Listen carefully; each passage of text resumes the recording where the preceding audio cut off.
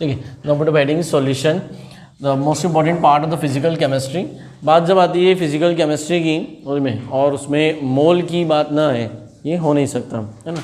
सो जिसे मैं सॉल्यूशन कह रहा हूँ, अगर सॉल्यूशन का आज इंट्रोडक्टरी पार्ट कवर करें, वो हमारे मोल कॉन्सेप्ट का, यानी जो आपने 11th में पढ़ा है उसमें, वो मोल कॉन्सेप्ट का पार्ट 5 हो सकता है। मैं इसे मोल कॉन्सेप्ट पार्ट 5 भी कह सकता हूँ, और 12th के पॉइंट ऑफ व्यू से सॉल्यूशन भी, जो इंट्रोडक्टरी पार्ट है वो पूरा सॉल्यूशन चैप्टर नहीं, तो introductory concentration terms up to that part of the solution chapter can be considered as mole concept part 5। बोले कैसे sir? Mole concept part 1, part 2 में, या पार्ट 3, पार्ट 4 तक आप लोग जो पढ़ते हो, पहले पढ़ते हो बेसिक मोल कि what is mole, how to find the atomic mass, molecular mass, that is part 1। Part 2 में आप number of atoms, number of molecules, atomicity calculate करना सीखते हो, यानी मोल से फैमिलियर होते हो मुझ में। जब पार्ट 3 की बात आती है तब आप आ जाते हो केमिकल रिएक्शंस पे मुझ में, यानी questions based on chemical reactions of mole concept मुझ में, जहाँ हम mass to mass conversion, mass to volume, volume to volume, वो देखते हैं मुझ में। और पार्ट 4 में आप देखते हो लिमिटिंग रिएजेंट्स, किसके बारे में पढ़ते हो? लिमिटिंग। जब पार्ट 5 आता है तो वहाँ आता है कॉन्सेंट्रेशन टर्म्स मुझ में। तो मैं ये बातें क्यों रिवाइज कर रहा हूँ कि this is the indirect hint for all those students who want to learn this chapter. It's necessary to learn mole concept before studying this chapters मुझ में। क्लियर है मुझ में? सो मोल कॉन्सेप्ट के 2, यानी पार्ट 1, पार्ट 2 पे मैंने 2 वीडियो बना रखे हैं 11th वाले। तो जिन्हें 11th के नोट्स इनके पास नहीं है, कबाड़ में बेच दिए हैं, घूम गए हैं मुझ में, तो वो उसको देख लें और उससे नोट्स बना लें, है ना। वहाँ आपका बहुत ज़रूरी है बेसिक, क्योंकि शुरुआत में न्यूमेरिकल्स, क्योंकि क्या आएगा कॉम्पिटिटिव में, सॉल्यूशन से आएगा तो न्यूमेरिकल, बोर्ड में आएगा तो न्यूमेरिकल, न्यूमेरिकल के साथ में थ्योरी और डेरिवेशंस भी हैं, ठीक है। सो ये तो हो गया कि बेसिक इंपॉर्टेंस समझ में। Solution, electrochemistry and chemical kinetics, ये 3 ऐसे चैप्टर हैं जो नीट और जेईई दोनों में पसंदीदा है। ऐसा कभी नहीं हुआ कि किसी साल में इन तीनों चैप्टर से कोई क्वेश्चन ना आया हो उनमें। इलेक्ट्रोकेमिस्ट्री तो ऐसा है जिसका एक न्यूमेरिकल फिक्स्ड है। अच्छा, जेईई वालों को बहुत पसंद है, और स्पेशली एडवांस में, है ना। तो पूरा फिजिकल केमिस्ट्री में आपको मोल की आवश्यकता बहुत ज़्यादा होगी मुझ में, ठीक है। लेकिन मोल कॉन्सेप्ट का इस्तेमाल बहुत कम होता है, मतलब अगर मैं कहूँ तो 0.1% इन सॉलिड स्टेट। इसलिए मैं सॉलिड स्टेट्स को अभी ना स्टार्ट करते हुए हम फिजिकल केमिस्ट्री में सॉल्यूशन, केमिकल, इलेक्ट्रो, यानी एक ऐसा रिदम बनाते हुए चलेंगे। इन चैप्टर्स का यहाँ इन चैप्टर्स पे फोकस करना है, और रीडिंग साथ में रखना है, कुछ एग्जांपल्स भी, है ना। और कहीं कहीं किसी पॉइंट्स पे जो डेरिवेशंस आएंगे वो डेरिवेशन हम उसको लेकर चलेंगे। बोर्ड में कैसा क्वेश्चन आएगा? आपको 2 पार्ट में आएगा, ए बी। ए पार्ट में क्या होगा? एक फॉर्मूले का डेरिवेशन होगा, बी पार्ट में उसका क्या होगा? न्यूमेरिकल होगा, मतलब उसी पे बेस कहीं ना कहीं उसका न्यूमेरिकल रिलेशन होगा। सो इस तरह के क्वेश्चंस फेस करने को मिलेंगे मुझ में।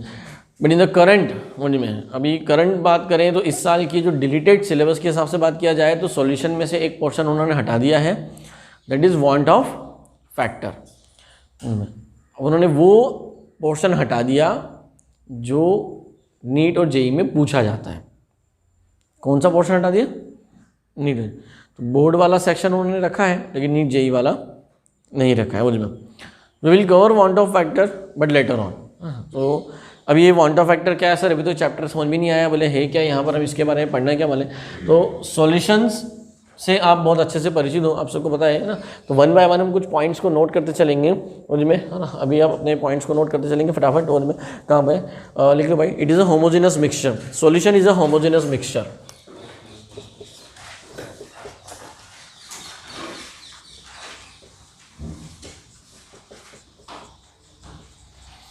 It is a homogeneous mixture समझ में। अब होमोजेनस मिक्सचर क्या है? होमोजेनस का मतलब क्या हुआ समझ में, कि जितने भी कंपोनेंट होते हैं समझ में वो इक्वल प्रोपोर्शन में डिवाइड होते हैं। इक्वल प्रोपोर्शन में डिवाइड्स का मतलब है, ध्यान रखना, अगर होमोजेनस का मतलब इक्वली, हम ये इससे सुनते हैं, पढ़ते हैं और आगे बढ़ जाते हैं, मीनिंग पे कभी ध्यान नहीं देते। तो मेरे कहने का मतलब होता है कि मान लीजिए आपके पास 1 ग्लास ऑफ वाटर है। अब इसको मैं 1 ग्लास ऑफ वाटर को थोड़ा सा मैं राउंड फिगर में चलता हूँ कि ये मान लीजिए 100 ml है। कितना है बेटा? 100 ml। और मैंने इसमें 10 ग्राम शुगर ऐड की। कितनी ऐड की? 10 ग्राम शुगर इसमें ऐड की, वो डिज़ोल्व हो गई। तो जो शुगर ऐड हुई वो डिज़ोल्व हुई, तो ये जो 10 ग्राम शुगर है ये इस पूरे 100 में इक्वली डिस्ट्रीब्यूट हो गई है। ऐसा नहीं कि शुगर को डालते से नीचे बैठ गई थी तो नीचे वाला पानी ज़्यादा मीठा है और ऊपर वाला कम है, नहीं। आप वाटर को कहीं से भी टेस्ट करें, ऊपर से यानी टॉप स्पून से टॉप से निकाल लिया, मान लो यहाँ पर एक ओपनिंग होती है, यहाँ से आप किसी भी पोर्शन से वाटर को टेस्ट करोगे आपको टेस्ट एक जैसा आएगा। क्लियर है? अगर मैं इसे क्वांटिटेटिवली, ये तो क्वालिटेटिवली एक्सप्रेशन हो गया, qualitatively the taste of all the 3 portion water is same. Quantitatively अगर मैं इसको डिराइव करूँ ओजी में, तो पर ml डिस्ट्रीब्यूट हो गया। पर ml कितना हो गया? 10/100, मतलब 0.1। तो अगर आपने इसमें से 1 ml वाटर निकाला और उस 1 ml वाटर को ड्राइव करोगे, अंडर आइडियल कंडीशन में ड्राइव करोगे, तो उसमें से कितनी शुगर निकलेगी? 0.1 ग्राम हर ml से 0. आप ऊपर से पानी ले लो, बीच में से लो, कहीं से भी लो, पर ml में आपको 0.1 ग्राम। ऐसा नहीं मिलेगा कि किसी ml में, किसी 1 ml में आपको 2-3 ग्राम मिल गई, किसी 1 ml में शुगर ही नहीं मिली। This is the meaning of homogeneous. Clear है meaning? Homogeneous means here the word, ठीक है, equal distribution of the components, all those components which are present in the solution. अब ये सॉल्यूशन जब भी वर्ड यूज किया जाता है तो हमारे दिमाग में सॉल्यूशन मतलब एक लिक्विड आता है। समझ में? मैक्सिमम टाइम सॉल्यूशन से हमारे माइंड में क्या आता है? लिक्विड। समझ में? क्या सॉल्यूशन सॉलिड हो सकता है? समझ में? और कितने टाइप के होते हैं सॉल्यूशन के? कितने टाइप? समझ में? तो यहाँ से हम स्टार्ट करेंगे, that is classification of solution. Heading डालेंगे क्लासिफिकेशन ऑफ सॉल्यूशन।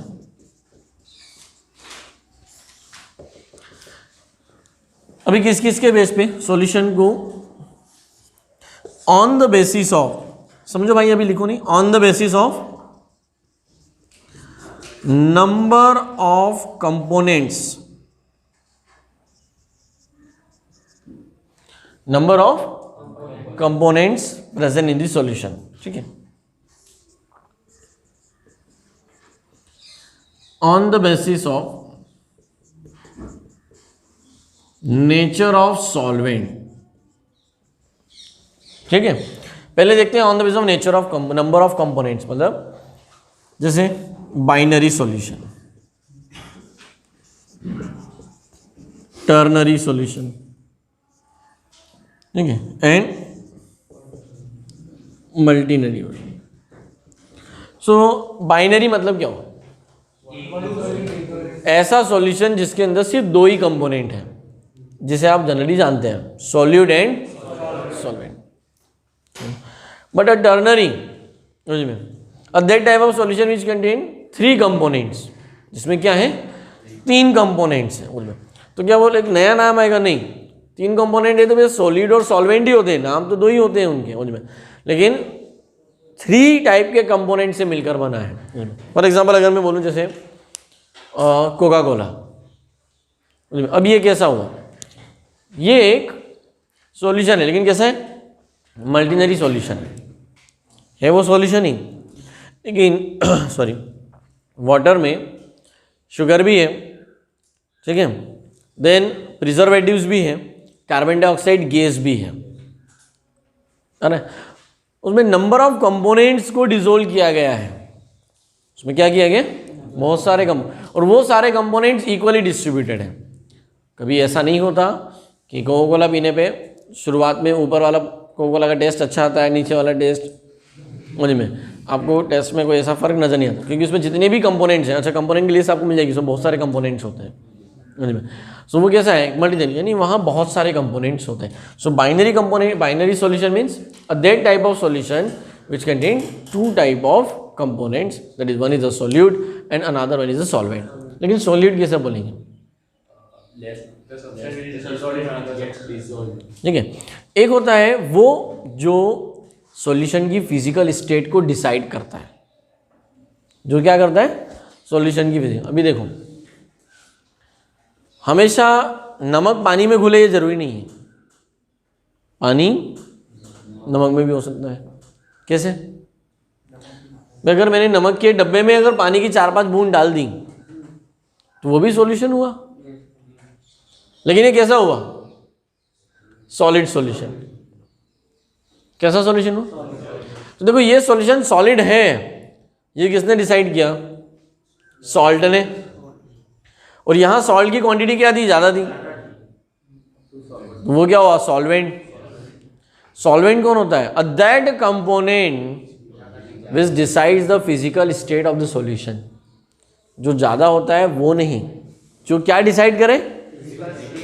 अगर कॉम्पिटिटिव लेवल पे जाना है तो हमें उसका एक्चुअल एग्जैक्ट मीनिंग पता होना चाहिए। That component which decides the physical state. तभी अगर नमक में आपने पानी डाला मुझ में मदरसल में, तो यहाँ इसकी सॉल्यूशन। लेकिन जैसे गैस है मुझ में, अपने एटमॉस्फेयर समझ लो मुझ में, अब इसके अंदर, तो गैस के अंदर अगर यहाँ पर डस्ट पार्टिकल्स हैं मुझ में, तो ये भी एक सॉल्यूशन हुआ। Gas is also homogeneous mixture, yes और नो? एटमॉस्फेयर में जो गैसेस हैं वो एक होमोजेनस है या नहीं है? कैसे प्रूव कर सकते हैं? होमोजेनस मिक्सचर है। The gases present in the atmosphere is also homogeneous mixture. How we can prove that? अच्छा, आप सबको परसेंटेज पता होगा, एटमॉस्फेयर में नाइट्रोजन गैस का परसेंट कितना है? 78%, यस और नो? तो ये कैसे बताया होगा उन्होंने? एक जगह क्या होगा? पर्टिकुलर वॉल्यूम की। क्या सिर्फ ये परसेंटेज पर्टिकुलर प्लेस पे है क्या? नहीं, यूनिवर्सल है।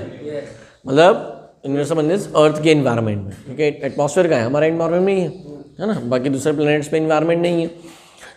तो भैया यहाँ हनीफा के एटमॉस्फेयर में से आप एयर ले लो एक सिलेंडर में, किसी दूसरी स्टेट में ले लो, किसी दूसरी कंट्री से ले लो, कहीं से भी जाकर आप एयर का मिक्सचर ले लो, उसको लिक्विफाई करो, और लिक्विफाई करके उसमें अगर ऑक्सीजन एंड नाइट्रोजन की का क्वांटिटी निकालोगे तो नाइट्रोजन की क्वांटिटी 78% ही आएगी। क्या आएगी?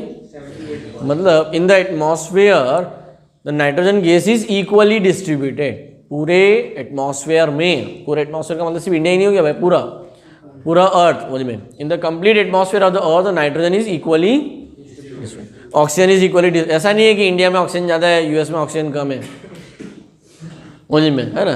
तो ऐसा वो इसलिए क्योंकि भैया इंडिया में भगवान सबसे ज़्यादा है मुझ में, तो बोले ऑक्सीजन भी यहीं ज़्यादा होना चाहिए। ऐसा कोई वो नहीं चल रहा है मुझ में, ठीक है? अच्छा, थोड़ा सा फर्क पड़ता है, वो बहुत थोड़ा सा, मेजर नहीं कि हमने बहुत सारा ट्री लगा रखे हैं तो बहुत ज़्यादा ट्री से ऑक्सीजन पे इफेक्ट पड़ेगा इसमें, तो आप सोच रहे कि मेजर चेंजेस नहीं कर पाओगे कि 1% 2% का चेंज, वो 0.00000% जो आप चेंज कर पाओगे ना, कि अगर आपने मान लो 10 15 20 लाख पेड़ लगा भी दिए, कितना बोल रहा हूँ, 20-25 लाख पेड़ लगा भी दिए, तो आप एटमॉस्फेयर के ऑक्सीजन के परसेंटेज में ज़्यादा चेंज नहीं कर पाओगे। इतने हमने अगर ट्री लगा भी दिए तो उससे इतना ज़्यादा चेंज नहीं आने वाला है मुझ में, क्योंकि दोनों ही कंपोनेंट एक साथ होते हैं। So we are focusing on that homogeneous, उसमें इट इज़ इक्वली डिस्ट्रीब्यूशन। उसमें binary means that type of solution which contain 2 components. उसमें वो 2 कंपोनेंट्स हमारे कौन कौन से हैं? एक है सॉल्यूट और एक है सॉल्वेंट। बट हम सॉल्वेंट को कैसे डिफाइन करते हैं? A solvent is a that type of component which decide the physical state of a solution. Solvent कौन है? वो कंपोनेंट है, that component which decides physical state। अगर सॉल्वेंट ही डिसाइड कर रहा, सॉलिड क्या हुआ? जो डिसाइड नहीं करता, which is in less quantity, ठीक है? A less quantity substance, a less quantity component which have no role in the physical state उनमें are known as solute. Clear है? उनमें क्या हमारे पास कोई ऐसे सॉल्यूशंस के, क्या कोई ऐसा एग्जांपल है जैसे मैंने यहाँ पर दिया मुझ में, कि जो सॉलिड सॉल्यूशन का एग्जांपल दें मुझ में और होमोजेनिटी को भी एक्सप्लेन करें? तो होमोजेनिटी, तो भाई देखो, ये जो मैंने पहले भी आपको जब कंसंट्रेशन टर्म पढ़ाया था तब भी मैंने रिंग का एग्जांपल दिया था मुझ में, कि प्योर गोल्ड की कोई आइटम नहीं होती है ना, उसमें थोड़ी सी क्वांटिटी में कॉपर मिक्स किया जाता है, चाहे वो कम करे ना, उसकी वजह से रेट में और वॉल्यूम में फ़र्क करता है, कोई ज़्यादा मिक्स करवाता है, कोई कम मिक्स करवाता है, गेटिंग पॉइंट मुझ में। तो इसमें जितना भी मान लीजिए इसमें 1% कॉपर होगा मुझ में, तो ऐसा नहीं कि वो रिंग के किसी एक कोने में फंसा हुआ है समझ में, ठीक है। मतलब आप सुनार के पास गए तो ऐसा नहीं बोलोगे कि भाई पूरी रिंग जो है वो गोल्ड की बनाना और साइड में थोड़ा कोने में कॉपर लगा देना। तो जब वो रिंग के लिए पूरा सॉल्यूशन बना रहा होगा तो यानी गोल्ड एंड कॉपर को मिक्स किया, जब मिक्स किया तो इक्वली डिस्ट्रीब्यूट होते हैं, कैसे होते हैं, इक्वली डिस्ट्रीब्यूशन होता है। तो ऐसे ही हमारे पास में कुछ और भी सॉलिड सॉल्यूशंस के एग्जांपल्स हैं उनमें, जो सॉलिड सॉल्यूशन जो कॉमनली पूछे जाते हैं। और सॉल्यूशन का हमारी लाइफ से में रोल कहाँ है उनमें, कहाँ कहाँ पर इंपॉर्टेंस होता है उनमें सॉल्यूशन में। अगर वाटर में होती है डिजोल्व्ड ऑक्सीजन, उनमें पानी में भी क्या होती है, ऑक्सीजन होती है। अगर पानी में ऑक्सीजन नहीं होती तो उनमें एक्वेटिक लाइफ सारी डिस्ट्रॉय हो जाती उनमें, यस और नो। तो इट शोज दैट कि वाटर ऑल्सो कंटेन डिजोल्व्ड। ऐसा नहीं होता, कई लोग सोचते हैं कि पानी का ऑक्सीजन निकल निकल के उनमें चला जाता है, ठीक है, हाइड्रोलाइसिस नहीं हो रहा है, ठीक है, कि वाटर का जो समझ रहे बात क्या कह रहा हूँ, जो स्टूडेंट्स कई बार बात में आता है कि भाई वाटर का जो है वो एच अलग ओ अलग और ओ मछलियाँ लेती जा रही है। काश ऐसा होता तो मज़ा आ जाता, क्यों, हाइड्रोजन, और अगर हाइड्रोजन इतनी ज़्यादा क्वांटिटी में मिल जाए तो आप एक दुनिया तो तबाह कर ही सकते हो, दूसरा दुनिया आबाद भी कर सकते हो, क्योंकि हाइड्रोजन से बहुत ज़्यादा क्वांटिटी में इलेक्ट्रिसिटी प्रोड्यूस की जा सकती है मुझ में। हाइड्रोजन यानी इसको बोलते हैं हाइड्रोजन इकोनॉमी मुझ में। कहाँ पढ़ोगी, अगर आप में से किसी को क्यूरियोसिटी है इस बारे में जानने की मुझ में, जैसे ब्रिटेन ने इन द कमिंग ईयर, अभी 2021 लगने से कुछ दिनों पहले ही उनमें ब्रिटेन ने एक अनाउंसमेंट किया था 2035 के बाद ब्रिटेन में petrol and diesel car band हो जाएगी, बंद हो जाएगी, मतलब उसका। तो उन्होंने कंपनी को अभी से इतना कर दिया है कि आप लोग अपना प्रोडक्शन या जो भी आप डिज़ाइन बना रहे हो, जो भी बना रहे हो वो इस हिसाब से बनाएं कि 2035 तक हमें पेट्रोल एंड डीजल कार पूरी तरह से बंद कर देना है मुझ में। फिर चलेगा सिर्फ कौन मार्केट में, टेस्ला, ठीक है, तो वही दौड़ने वाला है, यानी इलेक्ट्रिक कार समझ में। तो इतनी इलेक्ट्रिसिटी आएगी कहाँ से समझ में। सो द हाइड्रोजन इकोनॉमी के ऊपर आपको एक पैराग्राफ दिया हुआ है वो, जिसमें एनसीईआरटी में अगर आप इलेक्ट्रोकेमिस्ट्री में सबसे लास्ट पेज पे पढ़कर देखिए, you will get some idea about this hydrogen economy, ठीक है। तो वो तो एक अलग फिनोमेना हो गया, हम अलग जगह चले गए। सवाल ये था कि हमारा सॉल्यूशंस में मुझ में तो कौन कौन से, तो आप लोगों को मुझे बताना है मुझ में। जर्मन सिल्वर ये क्या होता है, ब्रास क्या है, ब्रोंज क्या है, all this threes are alloys. और एलॉयज क्या होते हैं, होमोजेनस मिक्सचर ऑफ 2 और मोर देन 2 मेटल्स। ये भी सॉल्यूशन के एग्जाम्पल है। मतलब मैं कहूं तो ये रिंग भी एक सॉल्यूशन है, ये भी एक सॉल्यूशन। सो सॉल्यूशन का मतलब माइंड में सिर्फ ऐसा नहीं कि कुछ गीला गीला सा, ऐसा नहीं आना चाहिए, ठीक है। आपके सॉलिड भी हो सकता है, इट में बी अ गैसियस सॉल्यूशन, उनमें इट में बी अ लिक्विड। तो लिक्विड तो आपके माइंड में होता ही है उनमें ना।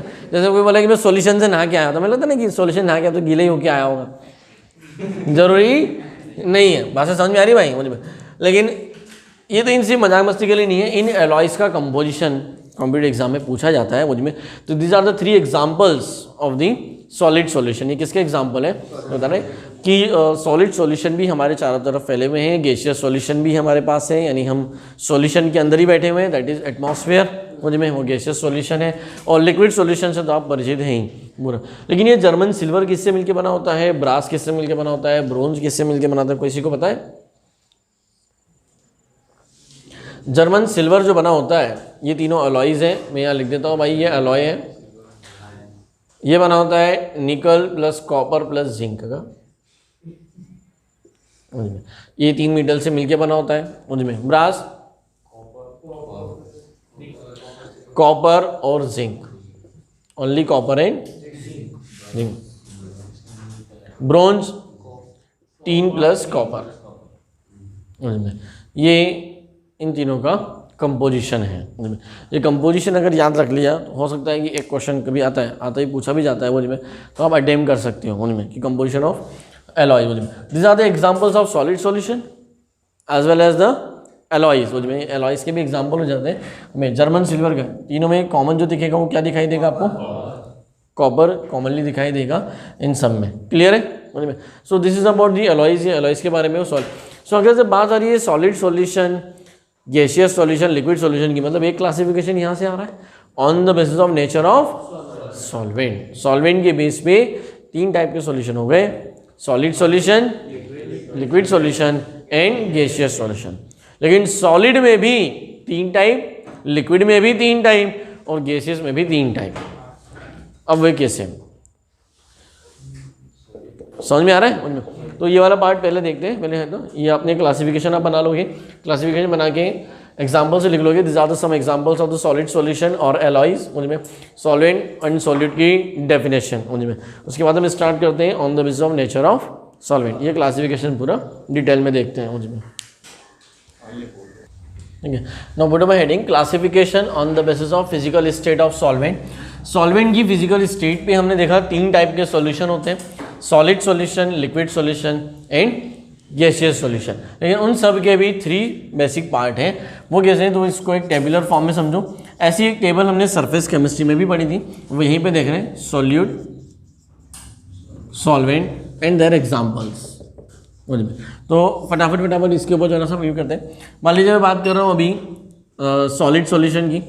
सॉलिड सॉल्यूशन की बात कर रहा हूँ तो डेफिनेटली सॉल्वेंट कौन होगा? सॉलिड ही होगा।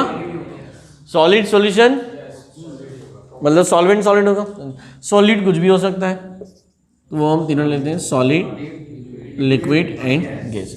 ऐसे ही liquid liquid liquid, solid liquid gas, gas gas gas, solid liquid gas. अभी किसी को याद आ रहा है सरफेस केमिस्ट्री में इसमें एक चीज मिसिंग थी, गैस इन गैस। शाबाश, जिसको क्लिक कर गया मतलब वो भाई बिल्कुल लाइन पे, ट्रैक पे, उसको ध्यान है, वो रिवाइज करने की जरूरत नहीं, मतलब वहां पर उसका परफेक्ट है। गैस इन गैस कभी कोलाइडल सॉल्यूशन नहीं बनाता, बाकी सब बनाते हैं। मतलब यहाँ सरफेस 12th वाले ध्यान देंगे भाई ना, 12th के स्टूडेंट जो है उन से ध्यान देना यहाँ पे कि सॉलिड और ये जो पोर्शन है, मतलब यहाँ तक का जो पोर्शन है, ये सभी केसेस कोलाइडल सॉल्यूशन भी बनाते हैं, है ना, इन सब में कोलाइडल। अभी सॉलिड इन सॉलिड के एग्जांपल्स तो कुछ थोड़ी देर पहले ही देखे आपने। क्या ऑर्गेनिक केमिस्ट्री से दे सकते हो एग्जांपल?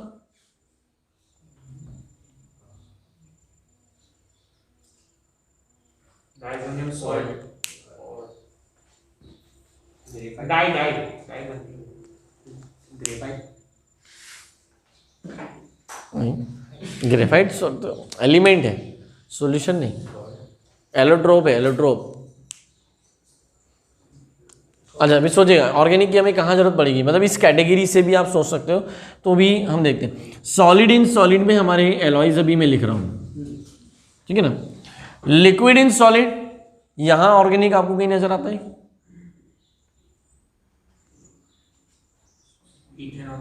अमलगमेटेड जिंक हमने कहीं पढ़ा था क्या?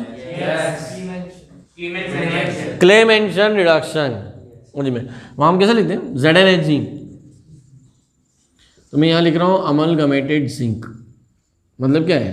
अमलगमेशन किसका? ये कौन है अमलगमेशन? मतलब मर्क्यूरी। मर्क्यूरी कैसा है? Liquid in solid. आ रहा है एग्जाम्पल समझ में? Liquid in gas in solid, ऐसा हम लिखते हैं कि कुछ? Hydrogen in presence of palladium, निकल, प्लेटिनम। क्या हो रहा है? गैस इन सॉलिड, ये इसका सॉल्यूशन है। ऐसा नहीं करते हैं कि ऊपर से सॉलिड डाल दिया वो फिर गैस डाल दें। कई बार आता है ना स्टूडेंट के दिमाग में कि रिएक्शन कैसे करा रहे होंगे, बोले रोसेनबर्ग रिडक्शन, तो एसिड क्लोराइड लिया, पैलेडियम ऊपर से डाल दिया, फिर ऊपर से हाइड्रोजन गैस थोड़ी बबल मार दी।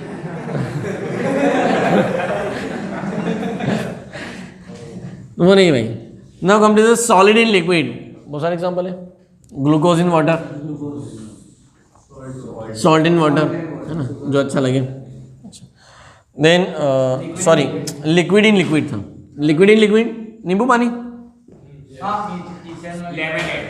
हाँ, अरे देखो बिल्कुल पॉइंट वाला भाई।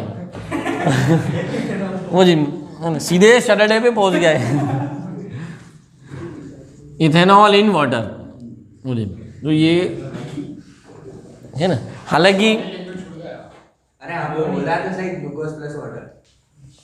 ये हो गया ना मैडम, यहाँ पे अच्छा एक पेड़ बना दें, ग्लूकोज या सॉल्ट इन वाटर, वो लाइन थोड़ी सी, चलो भाई ठीक है। Liquid, now gas in liquid, oxygen in water,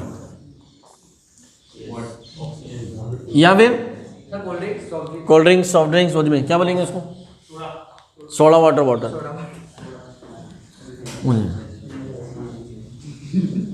देखो सब धुरंधर अपने ट्रेंड है यहाँ पे। हो गया भाई, सॉलिड इन लिक्विड हो गया, लिक्विड इन लिक्विड, मुझे में, एंड गैस इन लिक्विड।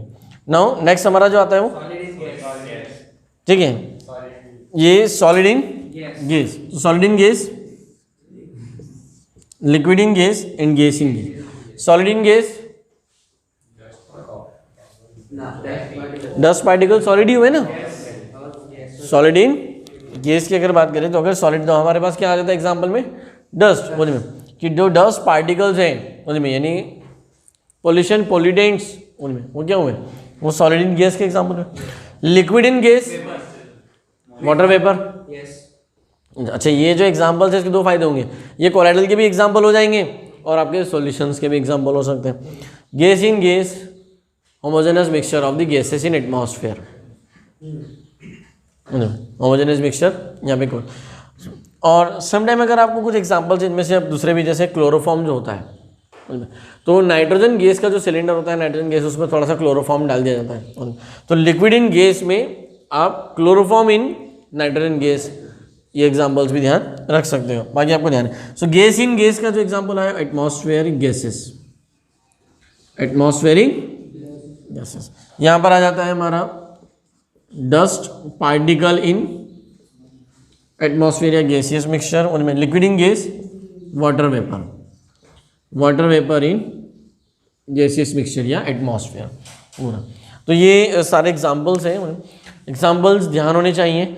कुछ काम के एग्जांपल जैसे amalgamated zinc, hydrogen presence of palladium, जिनका यहाँ से रिलेशन है उसे ध्यान रखिएगा यहाँ पर। सो सॉल्यूट, सॉल्वेंट, उनमें ये था हमारा कैटेगरी वाइज। ऊपर के जो तीन है वो सॉलिड सॉल्यूशन है, then liquid solution and then gas. और उनके भी तीन पार्ट देखे हमने, if solid is solid, solid is liquid, if solid is gas. Clear है? So this is the classification of solution on the basis of nature of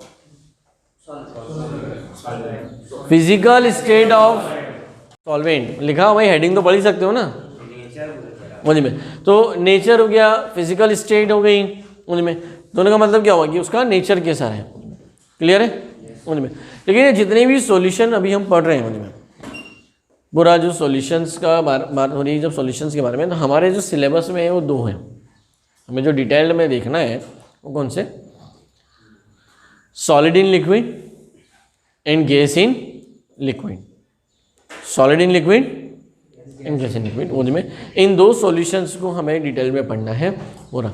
और किसी solution में सॉलिड और सॉल्वेंट का कितना कंसंट्रेशन है, हम उसे कैसे एक्सप्रेस करेंगे, वो आता है हमारा। तो एक्चुअल में जो रियल का जो इसमें जो मोल कॉन्सेप्ट का जो पार्ट है वो यहाँ से शुरू होता है उनमें, दैट इज कॉन्सेंट्रेशन टर्म्स। तो कुछ कॉन्सेंट्रेशन टर्म्स हम पढ़ चुके हैं, कहाँ पढ़ चुके हैं, मोल कॉन्सेप्ट्स के अंदर हमने देखी थी में, और यहाँ हम उसको और डिटेल में इलोबरेट करेंगे कौन कौन सी कॉन्सेंट्रेशन टर्म्स हैं। लेकिन इस पॉइंट को शुरू करने से पहले जो पढ़ा दिया है वो और जो आने वाले पढ़ने वाले उससे रिलेटेड हमारी क्वेश्चन बैंक की बोर्ड में किस टाइप के क्वेश्चन आ सकते हैं, तो सारे पूरे क्वेश्चन बैंक्स को पहले लिखेंगे, है ना। क्वेश्चन बैंक पूरा लिख लीजिए और 1 बाय 1 इन क्वेश्चन के आंसर को फाइंड आउट करते हुए आगे स्टार्ट करेंगे उसमें। सो हेडिंग डालो फटाफट, क्वेश्चन बैंक यानी क्वेश्चन बेस्ड ऑन सॉल्यूशंस। मतलब ये पहले पूरा नोट कर लेना भाई, है ना, ये वाला पूरा नोट करोगे जितना अभी तक पढ़ा दिया है, ये पूरी टेबल बना ली अच्छे से। उसको बनाने के बाद क्वेश्चन बैंक, अच्छा एक काम ये आप अलग से एक काम कर सकते हो अगर आपको अच्छा लगता है तो। क्वेश्चन बैंक के लिए आप एक अलग से एक पेजेस लिख लो मुझ में कि सारे पूरे सॉल्यूशन चैप्टर में जितने भी क्वेश्चन आए वो एक ही जगह मिल जाए आपको, या फिर आप चैप्टर्स में जहां आप क्वेश्चन बैंक अभी लिख रहे हो वहीं पर 3-4 पेज छोड़ दो कि जितने भी इससे रिलेटेड क्वेश्चन सर लिखवाएंगे मैं हर बार यहीं आके लिख लूँगा और सॉल्यूशन सारे आगे चलते जा रहे हैं। So it's depend on you कि आप किस पैटर्न में लिखना चाह रहे हो। बट जितने क्वेश्चंस मैं इस चैप्टर में लिखा रहा हूँ उनमें इवन इंक्लूडिंग न्यूमेरिकल्स ऑल्सो, उनमें वो न्यूमेरिकल्स और वो क्वेश्चंस कर लिए उनमें, तो आपको एक्सरसाइज और बोर्ड प्रीवियस ईयर दोनों ही लगाने की ज़रूरत नहीं पड़ेगी बोर्ड लेवल पे उनमें। उसके बाद अगर आप उसको लगाओगे तो इजीली हर तरह का क्वेश्चन आपसे बनेगा उनमें। क्लियर है? तो क्वेश्चन बैंक्स के ऊपर फोकस करेंगे तो चलेगा। तो डालिए हेडिंग में क्वेश्चन बैंक लिखते चलो। फर्स्ट क्वेश्चन,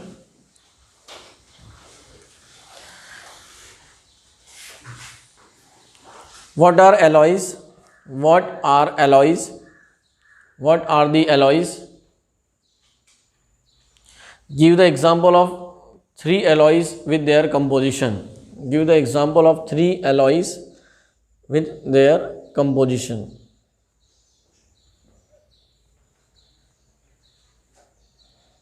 ठीक है, नेक्स्ट क्वेश्चन लिखो।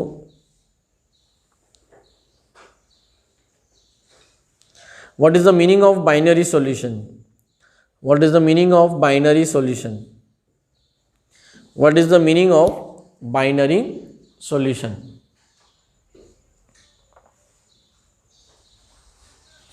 Then next लिखेंगे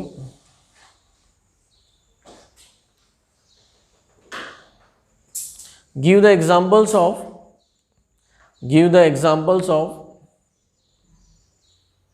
solid solution, liquid solution and gaseous solution.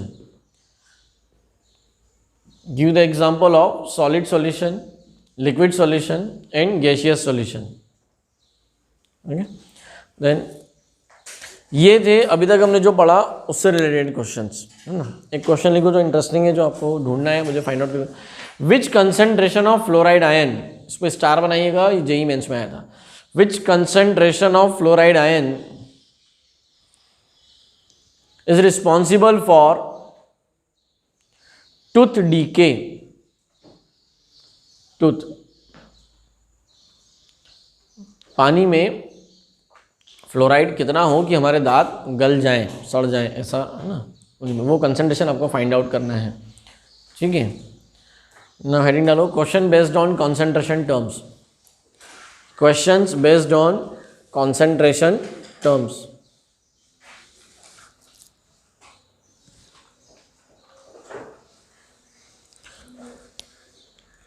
सबसे पहला लिख लो first, define the following. Define the following with required formula. Define the following with required formula. First, mass percentage. Mass percentage bracket में लिखेंगे W/W। Second, volume percentage bracket में V/V। Third, mass volume percentage.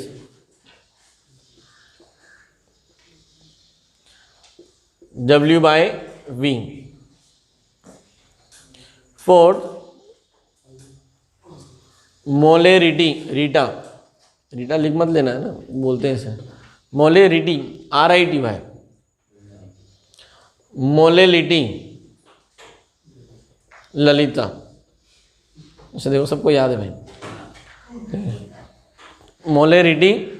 Molality ऐसा बोलते नहीं है, ललिता वाले पढ़ा बोलते हैं। ठीक है, तो मैं इसे याद रखता हूँ ना, ये रीटा है, ललिता है, उसमें ध्यान देना चाहिए। 6, mole fraction. Mole fraction. 7, ppm, parts per million. 8,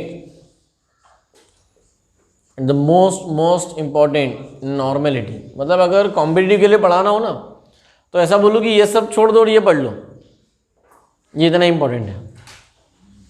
बोले अरे मैं मतलब इसकी इंपॉर्टेंस, बोले सर इसको इतना आखिरी में क्यों लिखा फिर, क्योंकि वो कॉम्पिटिटिव का है। ठीक है, तो नॉर्मेलिटी सीबीएसई बोर्ड के सिलेबस में नहीं है। ठीक है, मतलब सब्जेक्टिव एग्जाम में नहीं आएगा, लेकिन प्रैक्टिकल के सिलेबस में है। समझ रहे हो? मतलब ड्यूअल बिहेवियर हो गया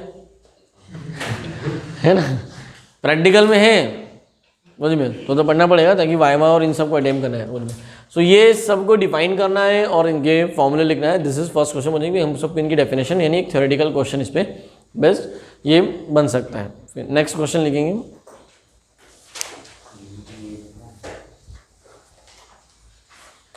which concentration terms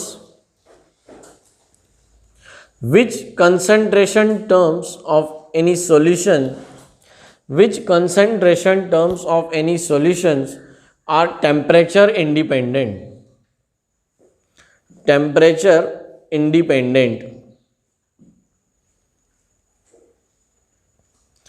इसी के और में लिख ले, why molality ललिता वाला, why molality is temperature independent।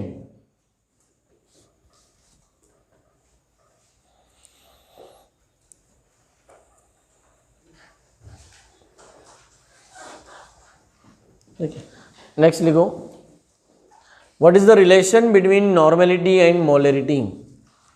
What is the relation between normality and molarity?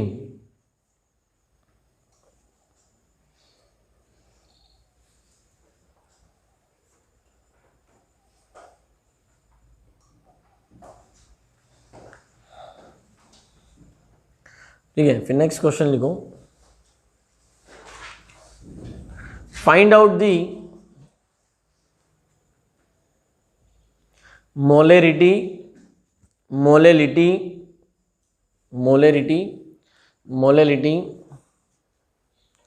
and mole fraction of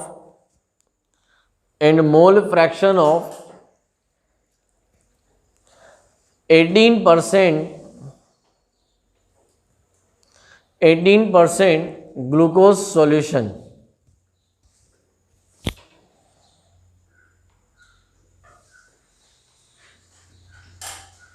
ठीक है, लिख लेना वहाँ पे, हिंट लिख लेना, if density of solution is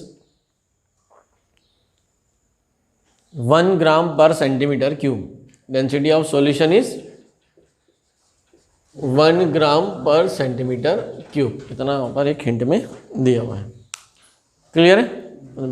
so ये कंसंट्रेशन टर्म से रिलेटेड क्वेश्चन हुए है ना। अभी पहले इनको देख लेते हैं कि ये सब क्या क्या होते हैं बेटा, फटाफट इनका। ठीक है, now motivating mass percentage it is represented by W। इसकी डेफिनेशन क्या होगी?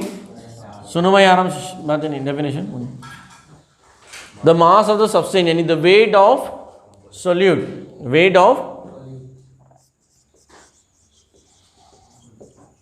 the weight of solute present in 100 gram of solution, 100 gram of solution is known as mass percentage। अब याद रखना कि इस पूरे चैप्टर के दौरान हम लोग जो सिम्बॉल यूज़ करेंगे वो WA and WB। WA for weight of solvent, WB for wait of solute. और अगर मैं लिखूं WA प्लस WB तो वो हो जाएगा वेट ऑफ सॉल्यूशन, तो ये सिंबल का मैं यूज़ करूंगा। सो मास परसेंटेज का फॉर्मूला हो जाता है mass percentage equal to WB WA plus WB into 100। Clear है? So this is about mass percentage. Now come to volume percentage. Volume percentage को कैसे डिफाइन करेंगे? The volume of the solute, that volume of solute present in 100 ml of solution, again solution आ रहा है, so volume percentage का formula हो जाएगा volume percentage equal to VB on VA plus VB multiply 100। ये किसका formula हो गया? Volume percentage.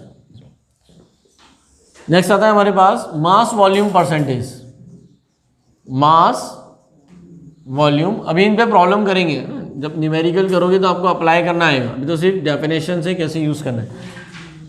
The weight of substance, the weight of solute present in 100 ml of solution, the weight of solute present in 100 ml of solution. तो इसका percentage, mass volume percentage कैसे निकालेंगे? Mass volume percentage equal to weight W upon volume of solution, volume of into 100। Volume of solution मतलब VA plus VB में, लेकिन ये तो WB है, इसलिए यहाँ पे क्या लिख रहे हैं? सिर्फ वॉल्यूम ऑफ सॉल्यूशन, यहाँ VA प्लस VB नहीं आएगा। बात आई समझ में? सो ये वो हमारे जो शुरुआत के जो 3 कंसंट्रेशन टर्म है, mass percentage, volume percentage and mass volume percentage. Okay clear? पहले इन 3 पे कुछ हम प्रॉब्लम्स प्रैक्टिस करेंगे, हो ना, कुछ अच्छे क्वेश्चंस की प्रैक्टिस आपको भी करवाऊँ, और देन पैरेलली साथ में फिर उसका लर्न करेंगे मोलरिटी उसमें। तो इतना हिंट काफ़ी आप सभी को समझ में आने लगा होगा उसमें कि हमें जो इस सॉल्यूशन चैप्टर में जब आगे बढ़ना है तो मोल को रिवाइज करके रखना है उसमें। जब मोल कॉन्सेप्ट्स के पुराने नोट्स आप उठा के देखोगे तो हमने ऐसे भी क्वेश्चंस किए हैं उसमें जहाँ कंसंट्रेशन टर्म्स एंड मोल का पूरा रिलेशन है उसमें ना, तो उनके रिलेशन से बेस्ड क्वेश्चन, डाइल्यूशंस के ऊपर, इफेक्ट ऑफ डाइल्यूशन, ये सारा मोलरिटी तो पढ़ कर रखोगे तो समझने में बहुत आसान होगा और आसानी से न्यूमेरिकल्स प्रॉब्लम्स भी बनने लगेंगे, है ना, कोई दिक्कत नहीं जाएगी। क्लियर है?